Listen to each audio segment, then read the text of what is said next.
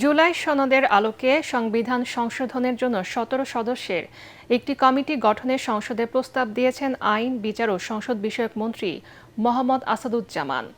সংসদ অধিবেশনে আইনমন্ত্রী বলেন, এই কমিটিতে সরকারি দলের ৭ জন ও বিরোধী দলের ৫ জন এবং স্বতন্ত্র সহ অন্য দল থেকে থাকবেন আরও ৫ সদস্য।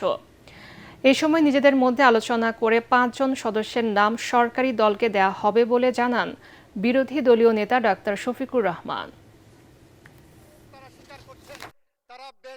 সংবিধান সংশোধন সম্পর্কিত বিশেষ কমিটি আমাদের রুল 266 অনুসারে সেই কমিটির বিষয়ে আমরা ১২ জনের নাম তালিকা ঠিক করেছি, যেখানে বিএনপি আছে, যেখানে গণ অধিকার পরিষদ আছে, যেখানে গণসংহতি আছে, যেখানে বাংলাদেশ জাতীয় পার্টিও আছে এবং স্বতন্ত্র সদস্যদেরকেও রাখা হয়েছে। ১২ জনের একটি তালিকা আমরা করেছি।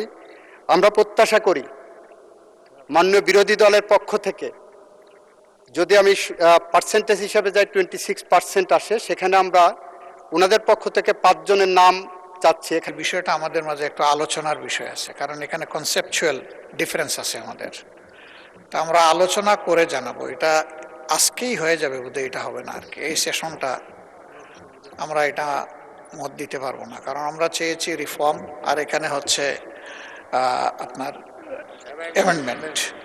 এই জায়গাটায় আগেও আমাদের ডিফারেন্স ছিল, এখনো এটা আছে।